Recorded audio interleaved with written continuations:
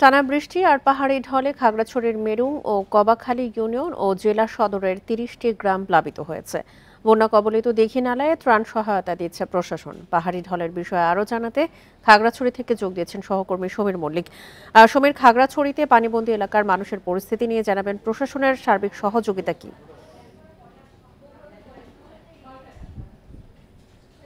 দেখুন, গতকাল সকাল থেকে আজকে পর্যন্ত অন্তত ২৪ ঘন্টার বেশি সময় খাগড়াছড়ির সাথে যে সড়কটি লংগদু গেছে সেখানকার যে হেডকোয়ার্টার এলাকার যে পানি ছিল সেটা কিন্তু এখনো পর্যন্ত এই এলাকাটি এখনো পর্যন্ত আমরা কিছুক্ষণ খবর নিয়েছি সেটা কিন্তু নিমজ্জিত, এবং যে কারণে আসলে লংগদুর সাথে সারা দেশের যে সড়ক যোগাযোগ সেটা কিন্তু এখনো পর্যন্ত বন্ধ রয়েছে। অর্থাৎ কিছুক্ষণ আমরা আগে খাগড়াছড়ি সড়ক জনপদ বিভাগের সাথে কথা বলেছি, তারা যে বিষয়টা বলছেন শুধু সড়ক ডুবে গেছে বিষয়টা এরকম না, কিন্তু এখানে বেশ কিছু জায়গায় বগাপাড়া সহ বেশ কিছু জায়গায় লংগদু এবং দীঘিনালা সড়কের বেশ কিছু জায়গায় সেখানে কিন্তু পাহাড় দোষে কিন্তু রাস্তার যে যান চলাচল সেটি বন্ধ হয়েছে, এবং সড়ক বিভাগ বলছে এখানে আসলে মাটি সরানোর জন্য যে ধরনের যানবাহন পৌঁছানোর কথা ঘটনাস্থলে, কিন্তু পানি উঠে যাওয়ার কারণে আসলে সেখানে যানবাহনগুলো এখন পৌঁছাতে না পারা করে তারা যে সড়কের যে যান চলাচল সেটা স্বাভাবিক করতে পারছে না। এবং এখনো পর্যন্ত দীঘিনালা উপজেলার অন্তত ২০টি গ্রাম, সেখানে অন্তত ১৬ থেকে ১৭০০ পরিবার তারা কিন্তু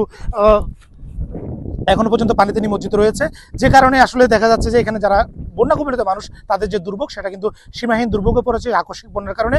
এবং প্রশাসনের পক্ষ থেকে গতকাল সকালবেলা এবং বিকেলে এখানে যারা বন্যা দুর্গত রয়েছে তাদেরকে সহায়তা দেওয়া হয়েছে, এবং একই সাথে এখানে যারা দুর্গত রয়েছে এখানে বাংলাদেশ সেনাবাহিনীর পক্ষ থেকে দীঘিনালা জোনের পক্ষ থেকেও বন্যা দুর্গত মানুষকে সহায়তা দেওয়া হচ্ছে। এবং এখন পর্যন্ত যে পরিস্থিতি আসলে বন্যার পানি আসলে নামতে আজকে হয়তো সারাদিন লেগে যেতে পারে, এবং পানি নামার পরে হয়তো পরিস্থিতি স্বাভাবিক হবে।